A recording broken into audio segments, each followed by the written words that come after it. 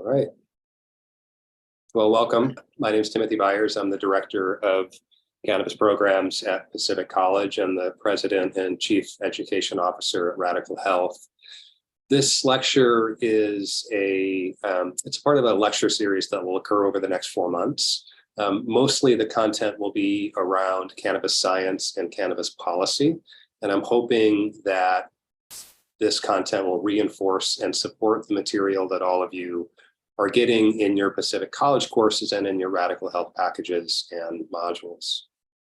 So this is the schedule of the next 3 lectures. We'll have an opportunity to meet once a month during the next 3 months. So we're going to spend the better part of tonight talking about the endocannabinoid system, and we're going to talk about the endocannabinoid system independent of cannabis. We're not really going to talk much about cannabis at all tonight, or at least not much. And the reason is because if you don't have a general understanding of the manner in which the endocannabinoid system, or the ECS, works, you will fail to fully understand why cannabis has its particular effects. Now, we all have an endocannabinoid system, even people who don't use cannabis.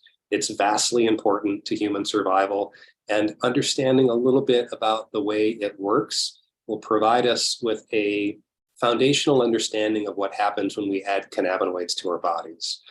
And of course, in addition to cannabis, there are many other healthcare and diet and exercise modalities that can improve an endocannabinoid tone. But today we're going to focus on the anatomy and the physiology of the ECS. So sometimes when we're discussing these concepts, I like to start with a definition. So let's talk about anatomy. Anatomy refers to the internal and internal structures of the body and their physical relationships. Physiology refers to the study of the functions of those structures. So I like to think about it as anatomy is the parts, physiology is how those parts work together. Let's define the endocannabinoid system.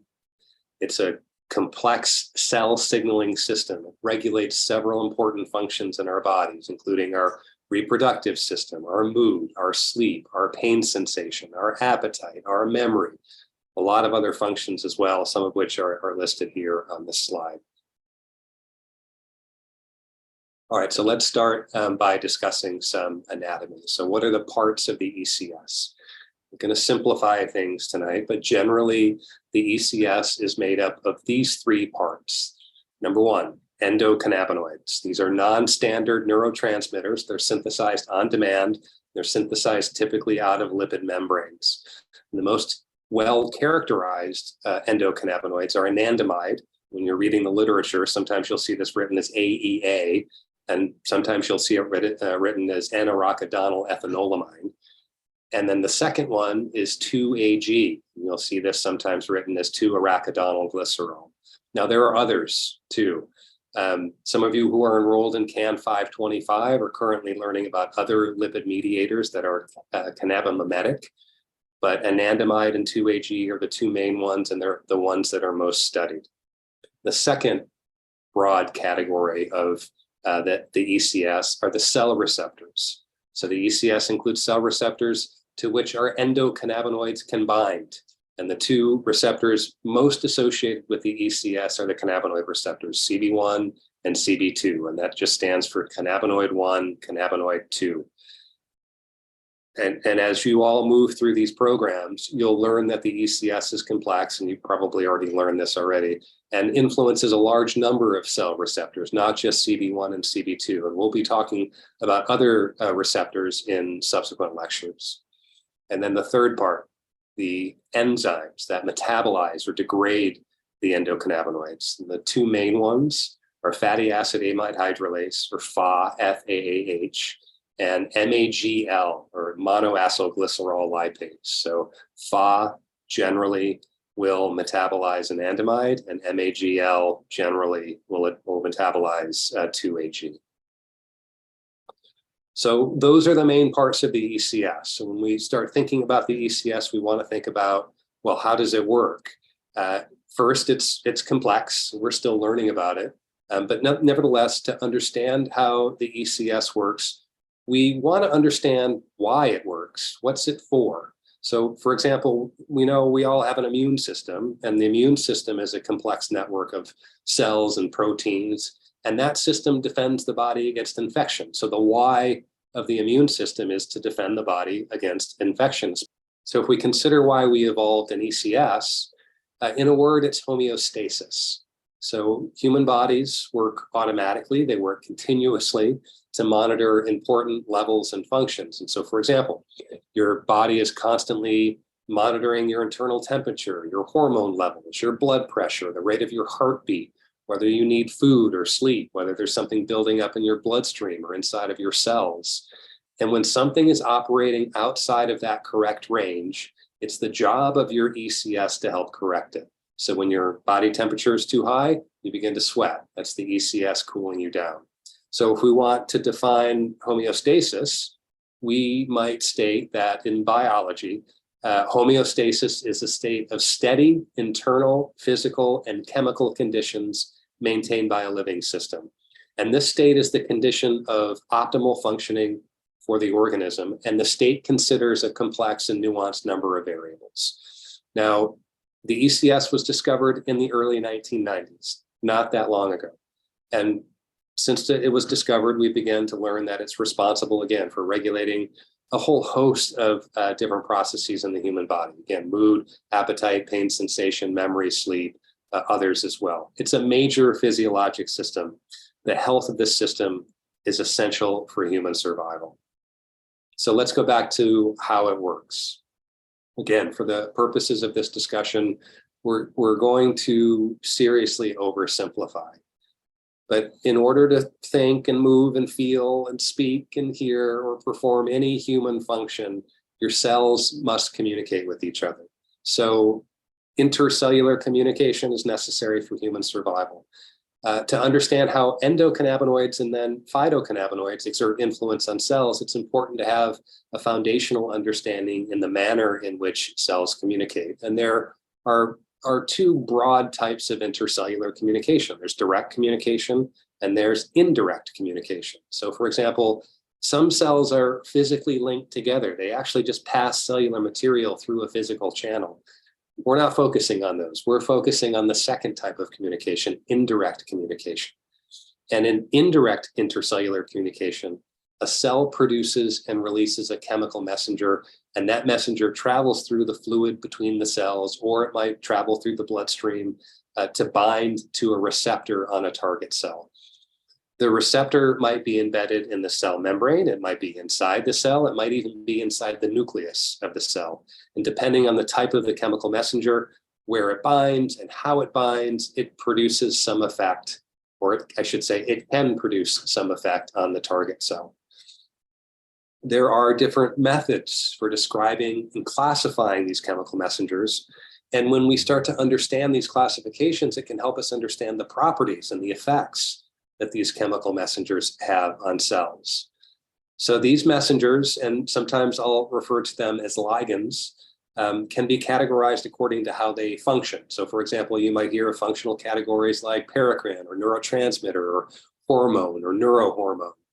The chemical messenger type that we want to focus on is the endocannabinoid class, which is a neurotransmitter. And just know that there are other ways that the body can use to pass information, and the method can depend on the distance over which the message must be sent, whether it's really close distance or whether it needs to be sent from one side of the body to the other, or whether the message travels through the interstitial fluid or through the bloodstream to reach targets.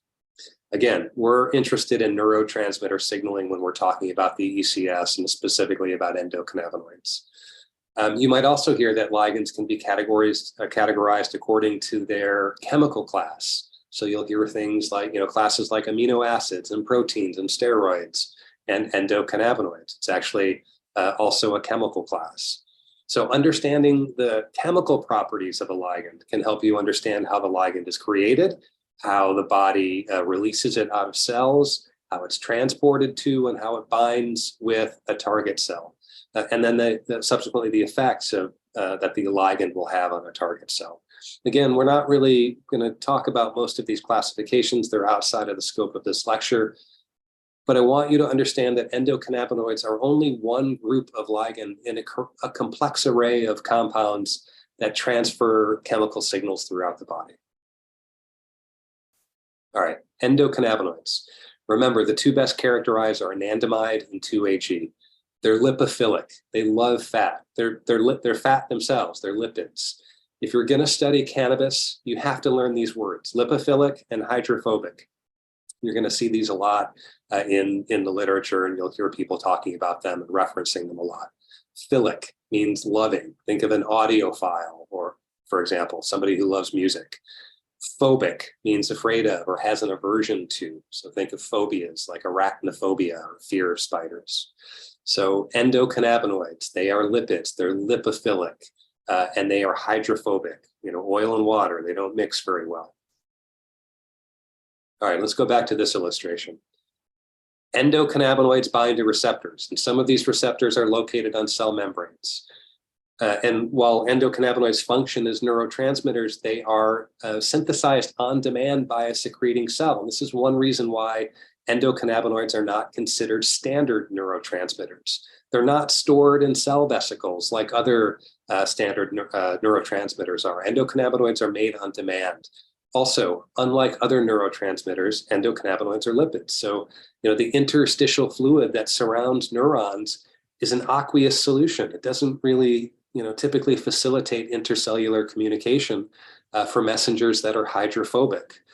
Also, and probably most importantly, endocannabinoids travel in a direction opposite to the normal flow of chemical transmitter signaling. And we're going to talk more about this type of signaling shortly.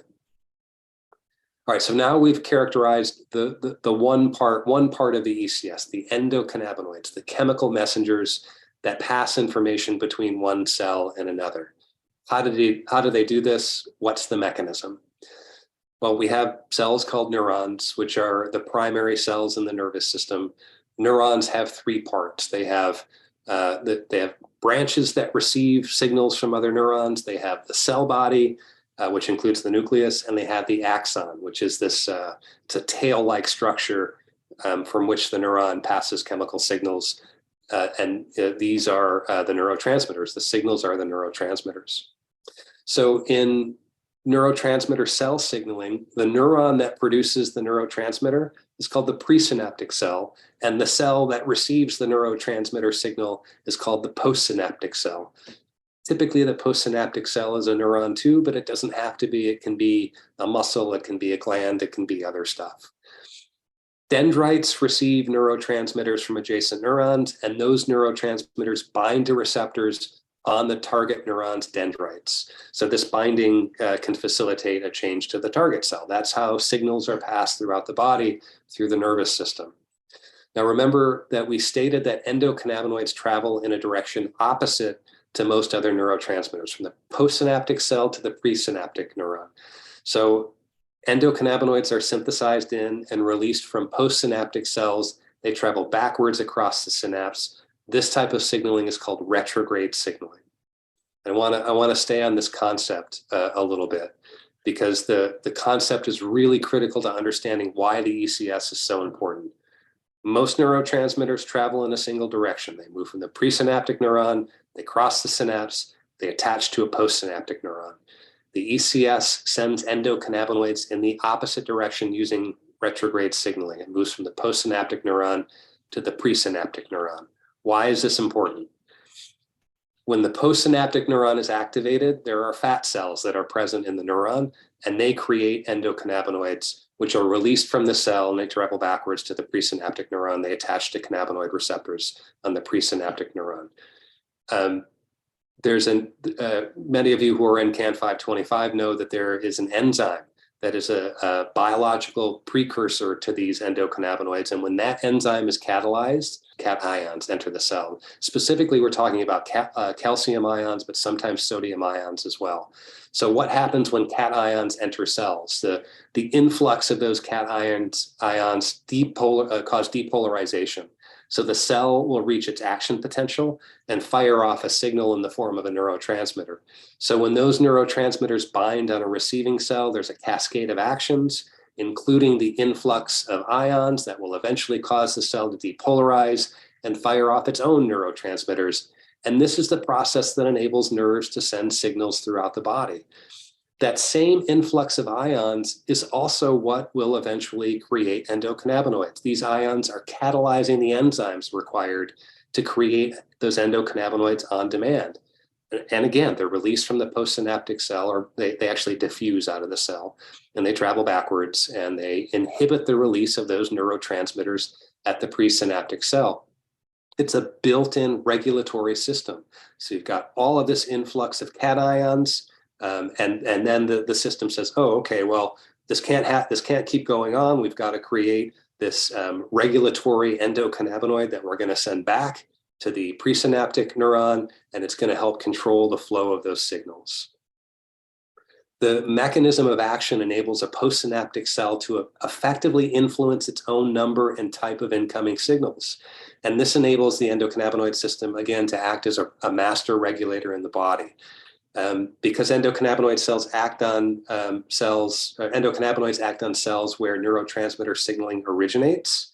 They can limit the release of neurotransmitters, and they influence how messages are sent to other cells. And this is how the ECS achieves homeostasis. All right, so now we've discussed endocannabinoids and how they work together generally. We've just stated that they attach to receptors, which are the second of the three main parts of the ECS. Again, endocannabinoids, receptors, enzymes. So what's a receptor? Well, the human body includes about 37 trillion cells, and each of those cells has a specific function. It has a specific task that it performs. And to achieve these tasks, cells have to have mechanisms for communicating with substances outside of the cell membrane. And receptors, and some of these receptors are embedded in the cell membranes, they help facilitate these exchanges of information. So when stimulated by the right substance, a receptor can initiate a variety of processes inside of a cell. There are a lot of receptors that are modulated by the ECS, and we're going to talk about many of them in subsequent lectures, but the most well-studied are the cannabinoid receptors, CB1 and CB2. And when I say well-studied, keep in mind that CB1 was discovered in 1988. That was the year I graduated from high school. It's not that long ago. These receptors, these cannabinoid receptors, are located throughout the human body. They're in our brains, our organs, our connective tissues, our glands, our immune cells. In fact, they're the most common type of cell receptor that we have in the body. We have more cannabinoid receptors in our body than any other type of receptor. So what does this tell us? First, it tells us that the ECS and cannabinoid receptors have been highly conserved from an evolutionary perspective. They're very important. Second, these receptors will perform vastly different roles depending on where they're located. So for example, our CB1 receptors that are in the hippocampus are going to facilitate a different kind of action than the CB1 receptor in the heart muscle, for example. So CB1 receptors, the highest densities of CB1 receptors are in the nervous system, mostly in the brain, but remember they're somewhat ubiquitous in the body. When they're stimulated, when they're activated, they can produce an increased drive to sleep and eat, a reduction of perceived pain, a reduction of perceived fear and anxiety.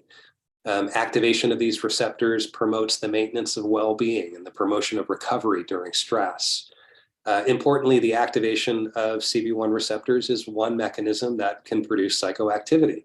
So when we think about phytocannabinoids or cannabis, this is why THC produces psychoactivity, euphoric feeling at low doses. It's binding to CB1. If we didn't have any CB1 receptors, THC would not have that euphoric psychoactive effect.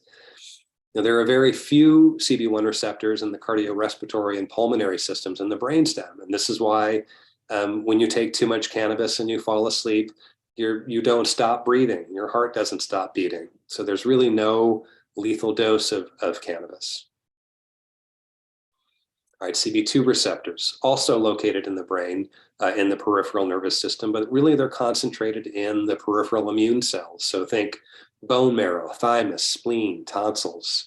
CB2 receptors are also located in the uterus and the lungs and the microglia, the unsung heroes of our brain cells, and also in our brainstem neurons.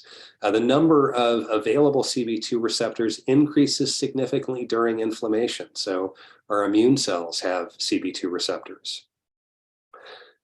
We know that CB2 receptor activation doesn't produce psychoactivity that's associated with CB1 receptor activation. That doesn't make them non-psychoactive. It just means that they don't produce the same kind of psychoactivity that we tend to associate with CB1. In fact, the effect that's produced by CB2 stimulation is mostly the reduction of inflammation. Now, again, there are lots of receptors that we need and will discuss. And you're going to be discussing some of these in your classes, and I'll cover some of them in a subsequent lecture. All right, so let's review. Our bodies include a system of neurotransmitters called endocannabinoids. They're made on demand, and they bind to the most common type of receptors in our bodies, and these are called cannabinoid receptors. And the two cannabinoid receptors are CB1 and CB2. There are some orphan receptors, some G protein coupled receptors that some people consider also cannabinoid receptors, but right now the canonical receptors are CB1 and CB2. So let's stay on receptors just a little bit longer because we want to talk about how endocannabinoids bind to receptors, and we also want to understand why we care how they bind to these receptors. So remember that when an endocannabinoid binds to a cannabinoid receptor, and a cannabinoid receptor is really just a protein that's embedded in a cell membrane. It's a G-coupled protein receptor, a G-protein coupled receptor.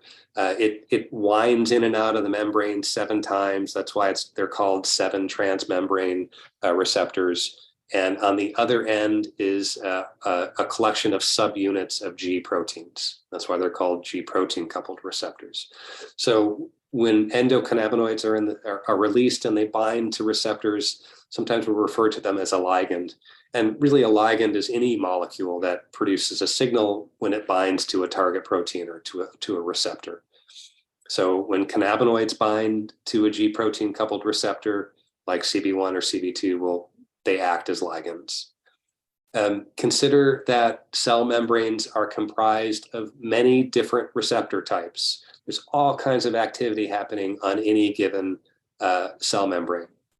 And each of those cell receptors are designed for a specific set of messenger molecules. And each of those molecules that can bind to the receptors each distinctly influence the activity of the cell. Most of you have probably seen the analogy of the lock and the key. It's a useful analogy. It's a very simple analogy. It's not necessarily accurate, but it serves its purpose. So we also want to understand that every receptor can have multiple binding sites. So molecules are not just binding at one site on a receptor. They can have multiple binding sites. And so sometimes we'll refer to those as main binding sites and secondary binding sites. So the main binding site on a cannabinoid receptor is called the orthosteric site. So a ligand docking at a main orthosteric site on a cell receptor is the thing that's going to enable the cell signaling. It's actually going to cause that cascade inside the cell. It's going to cause those G protein subunits to break apart and go do its stuff that it does. There's also a secondary binding site. It's called an allosteric site. Ligands that bind to the allosteric site don't actually activate the receptor, but they can increase or decrease the activity of compounds that bind to the orthosteric site. So they work in conjunction. Positive allosteric modulators induce signaling. They can also actually induce cell binding, receptor binding.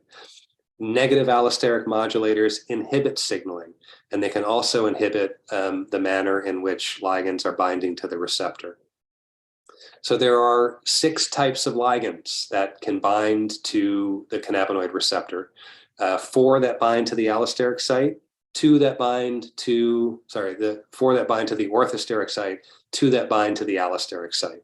So the 4 that bind to the orthosteric site are, number 1, full agonists.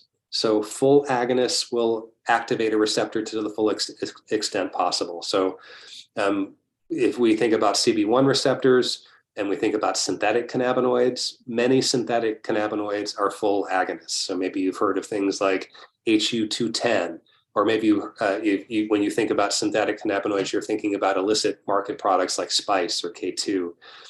Full CB1 activation is not necessarily desirable because of the frequency and severity of the adverse side effects that occur when CB1 activates to the fullest extent possible. The second type is a partial agonist. So partial agonists also activate a receptor, but they don't activate it to its full capacity. So for example, THC is a partial agonist at CB1. Partial agonists and full agonists actually compete for the same orthosteric binding sites.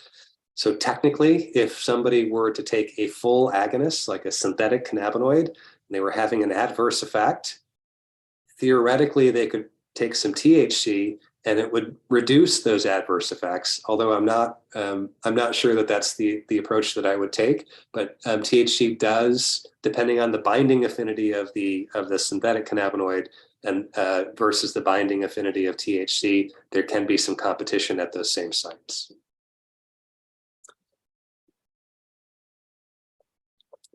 The third type, neutral antagonists. Neutral antagonists. So a neutral antagonist also binds to the orthosteric site, but it doesn't really influence the receptor. It's not causing the receptor to fire at all or to activate inside the cell. We call it competitive binding because they are blocking other agonists from binding to that receptor site. One common type of neutral antagonist is Narcan. So it's a brand of generic opioid called naloxone.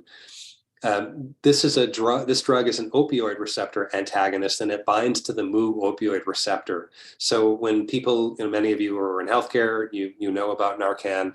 When people OD on an opioid, they have a very high concentration of opioid agonists that are bound to their mu opioid receptors. So there's a lot of competition for those active sites. So when naloxone is injected or when it's sprayed up the nose, the concentration is enough that it nearly displaces all of those existing opioids from its receptors. So that's what's happening. You're getting that, naloxone has higher binding affinity at those receptors, and so it's able to displace those opioids. And that's why you can bring somebody out of an opioid overdose within a matter of minutes if you inject them or spray it into their nose if you use Narcan. We have at our Radicle Health YouTube channel, we have a lecture on THC antidotes where we discuss the future of possible CB1 neutral antagonists. So check that out if you're interested.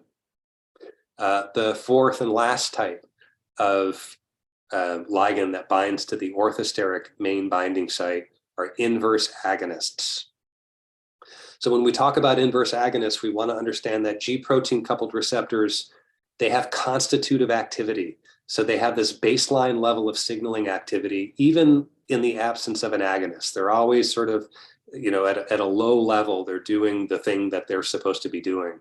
Okay, so inverse agonists. So again, cells have this baseline activity in the absence of an agonist. So when you have an inverse agonist that's binding to a receptor, it's not only blocking other agonists from binding to that receptor, but it's also inhibiting that constitutive activity. And that's why it's called an inverse agonist. It's causing the cell to do the opposite of what it would typically do. So the most notorious inverse agonist was rimonabant, and it was one of the first CB1 inverse agonists, and it was developed to treat obesity. And we talk a little bit about this in our THC antidote lecture, but back in the late 90s, early 2000s, there was an entire industry of, I should say there were corporations who were working feverishly on CB1 inverse agonists because they work really well at suppressing appetite. And rimonabant was first approved in Europe in 2006, but eventually it was withdrawn in 2008 because there were serious psychiatric side effects. So now rimonabant was, and other similar inverse agonists were never approved in the United States because they're were always these concerns about increased anxiety and depression and even suicidal ideation. So it was even removed from the market in Europe. The reason why it works so well is because, you have CB1, which, we all probably know CB1, when you activate it, it can increase appetite. Well, what happens when you use an inverse agonist and you suppress CB1 activity? You suppress appetite. However, CB1 doesn't just control appetite.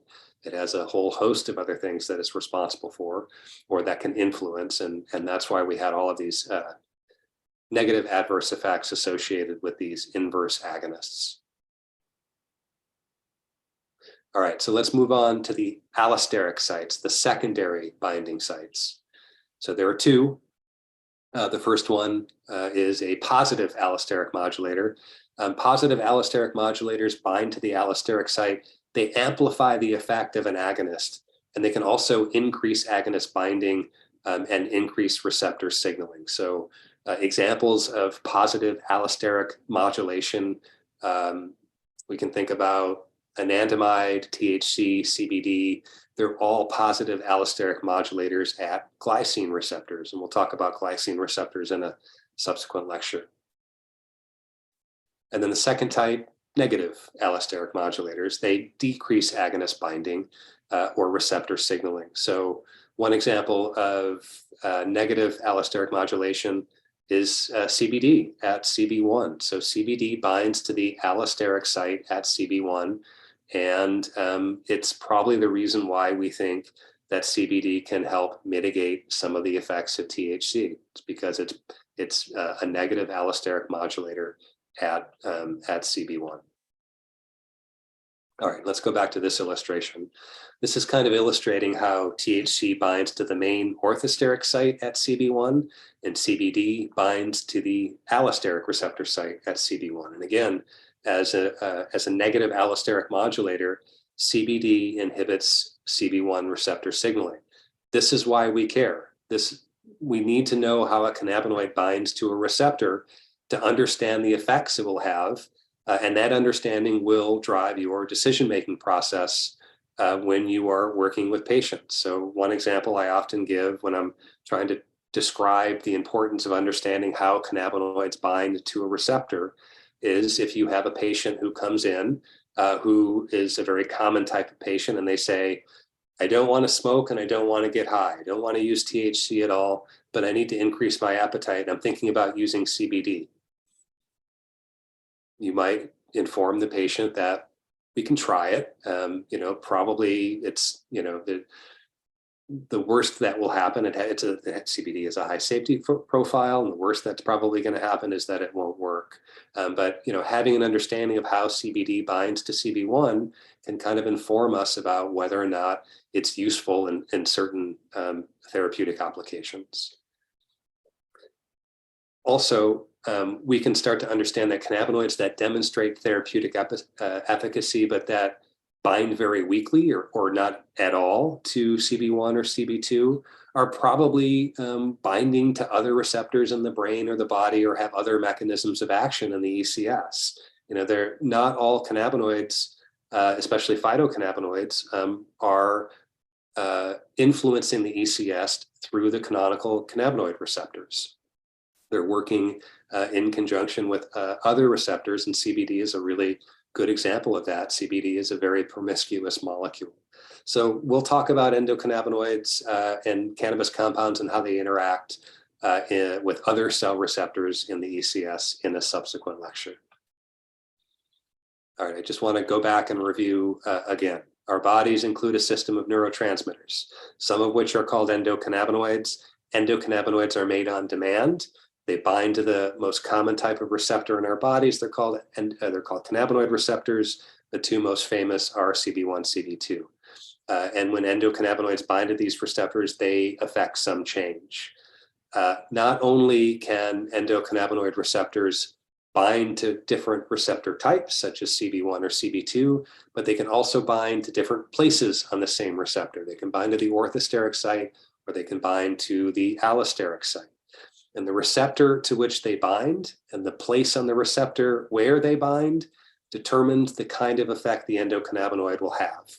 And these effects can influence our sleep and our mood and our perception of pain, our reproductive processes, our appetite, all kinds of different processes and functions.